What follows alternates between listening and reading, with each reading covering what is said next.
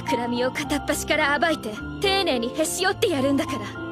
それが第29代聖女ミア・アデナウアーのあり方なのよ。 Yo halo guys, balik lagi bareng Mimin di channel Alur Anime. Dan ya seperti biasa lanjut ke alur cerita Kanpeki Sugite. Oke, tanpa banyak lama-lama langsung saja tekan tombol subscribe yang ada di bawah sini. Bantu Mimin buat sampai ke 1000 subscriber cuy. Oke, tanpa banyak basa-basi, ini dia konten alur cerita Kanpeki Sugite. Ikan asin ikan sepat, mari kita sikat.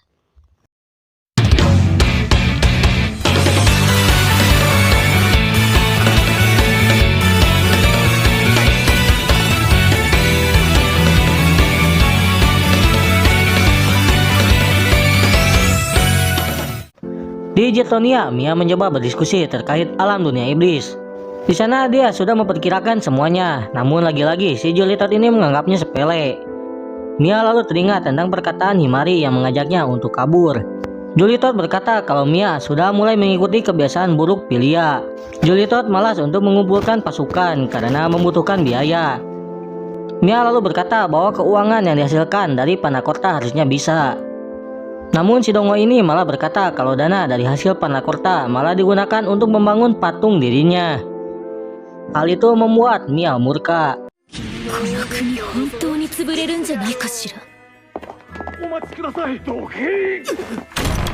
Dari luar terdengar suara keributan dan seseorang masuk ke dalam ruangan yang terdapat Julito dan Mia.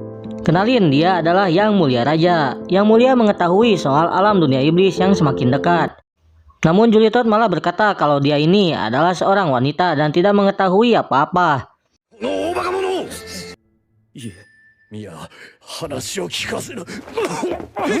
Yang Mulia yang sebagai orang yang rapuh dan sakit-sakitan mulai kembali batuk. Pengawalnya lalu menanyakan tentang obat dari Pilia. Namun obat itu sudah habis. Mia lalu dengan panik berkata bukannya ada resep yang diberikan kakaknya. Namun salah satu pengawal itu awalnya terdiam dan melirik seseorang. Lalu mulai berkata kalau resep itu kini sudah hilang. Hal itu membuat kecurigaan kepada Mia dan saat melirik ke arah Julitot, benar saja senyum jahat mulai terlihat.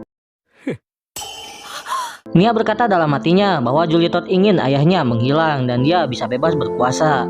Julitot lalu berkata kalau Mia tidak perlu khawatir masalah Jirtonia dan lagi-lagi menganggap sepele masalah itu. Namun dengan aktingnya, Mia mencoba untuk mengajak Julitot datang ke medan tempur secara langsung untuk menemaninya. Besoknya sesuai rencana Mia, si Julitot menjadi badut di luar dengan gempuran monster di mana-mana. Dan Mia berpikir mungkin hal seperti ini sudah cukup membuatnya sadar.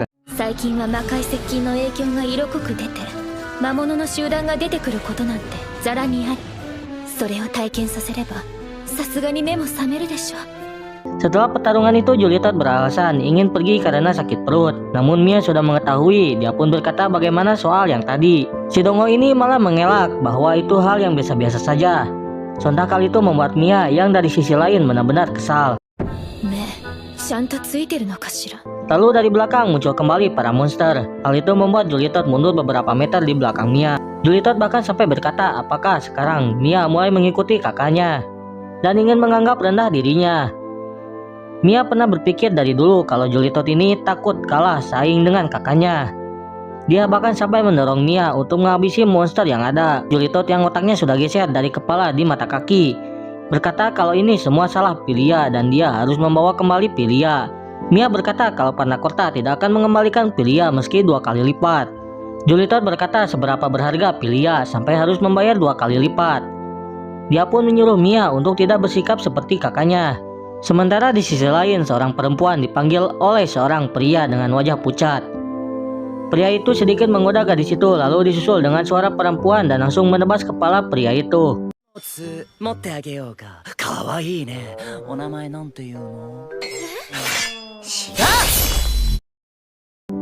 Perempuan manusia yang melihat itu langsung lari terbirit-birit. Pria itu lalu memasang kembali kepalanya dan menyebut gadis itu sebagai kakak. Perempuan itu lalu berkata kalau dia mengkhawatirkan kebangkitan sang iblis Amodeus, tapi dirinya malah santai. Pria itu lalu berkata kalau dia dan Amodeus masih satu keturunan. Perempuan itu kembali berkata kalau Amodeus yang disegel oleh Viana beberapa ratus tahun yang lalu mulai melemah. Kenalin, mereka adalah Seorang pembasmi pribadi Archbishop Gereja Kremaus cabang utama bernama Erja Notis. Dan pria yang seorang familiar Erja, dia adalah Mammon si iblis. Sementara di ruangan Julitot yang mabuk merasa kesal kenapa setelah Pilia pergi, hidupnya makin menderita. Dia pun sedikit flashback, dulu dia mencoba untuk memenuhi ekspektasi semua orang, namun setelah Pilia datang semua berubah. 幼い時から僕は周囲の期待を受けて育った完璧な人生だったそうあの日までは Dari balik kegelapan muncul seseorang, dia adalah pendukung dari Julitot, dia adalah Marquis. Dia memberikan suatu informasi dengan mata yang berbeda, bahwa sudah saatnya kita mengeluarkan keajaiban dari kerajaan, yaitu peninggalan dari Piana, yang berupa cincin yang ada di bawah tanah gereja. Di dalamnya terdapat banyak sihir yang bahkan bisa mengalahkan Saint Pilia. Mendengar itu, Julitot merasa tertarik dan akan mencoba untuk mengambilnya untuk memberitahu siapa yang berkuasa. Setelah keluar, Marquis tiba-tiba kembali normal. Sementara di Panacorta, Pilia, Lena, dan Leonardo mengetahui mengenai pengembalian Pilia dari Ospat. Di sisi lain, Pilia tidak bisa meninggalkan ibu kota, maka dari itu dia mengirimkan Himari untuk membantu di Jirtonia. Namun si Julitot malah mengabaikannya. Ospat lalu berkata kalau Pilia tidak harus memikul semuanya sendirian. Ospat lalu membuat rencana lain, yaitu dengan mengirimkan pasukan Panacorta ke Jirtonia sebagai kompromi. Kesadia Panacorta cukup kuat, bahkan Leonardo sendiri adalah mantan dari pasukan itu. Pilia lalu lupa kalau dia tidak menyiapkan teh untuk calon masa depannya. Dia pun pergi bersama Lena. 日常生活の手伝いを自然と頼めるくらいにはなってるんだな。ええ、そろそろわがままの一つでも言ってほしいのですがね。 Singkat cerita, Grace sudah mulai bisa menggunakan jubah cahaya. Tidak lama setelah itu, Leonardo datang dan memberi kabar tentang surat dari Himari. Mendengar itu, Pilia meminta untuk beristirahat. Di dalamnya, suratnya berisi mengenai Raja Jirtonia yang sedang sakit. Mereka tidak percaya bahwa resep obatnya malah dihancurkan. Pilia sempat melihat pesan lain dari Mia bahwa si Julitot adalah dalang di balik semua itu, dan dia ingin menghancurkan secara politik. Pilia pun tak menyangka adiknya yang murah senyum dan ramah itu bahkan rela melakukan apapun.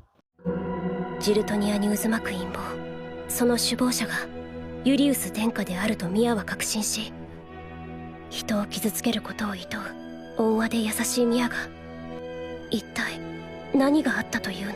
Dia pun berinisiatif membuatkan resep obatnya lagi dan mengirimkan lewat Himari.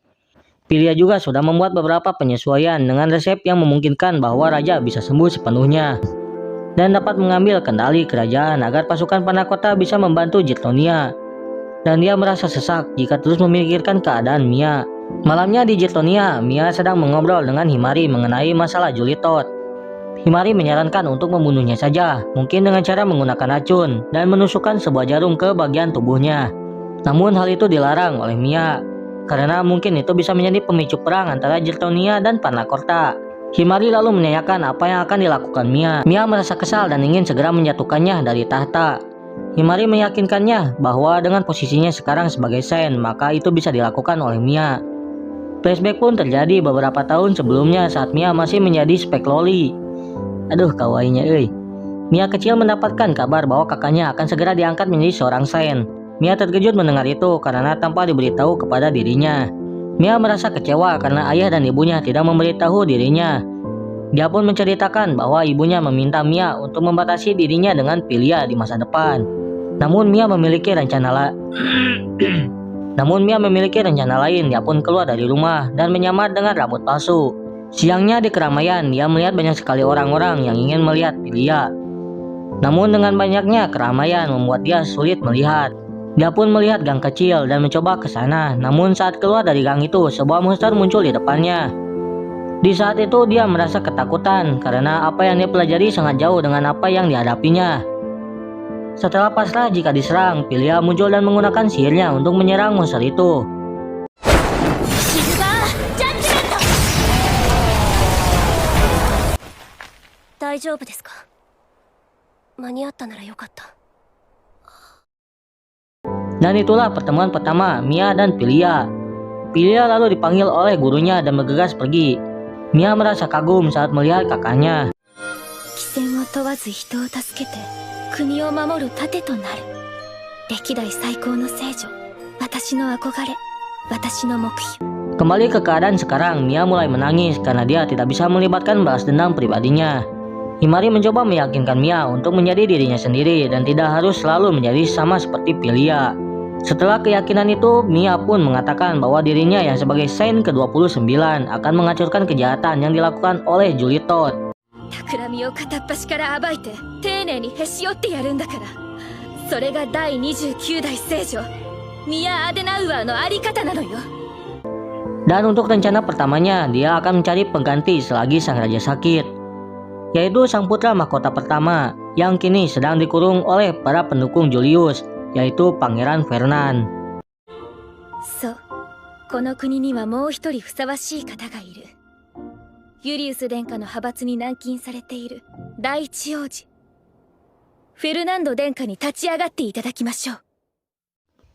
Oke, mungkin segitu saja untuk video kali ini. Mimin izin pamit dan jangan lupa dengan nomor subscribe yang ada di bawah sini, bantu Mimin buat sampai ke 1000 subscriber. Jangan lupa untuk share juga video ini. Mimin izin pamit dan ya, sayonara.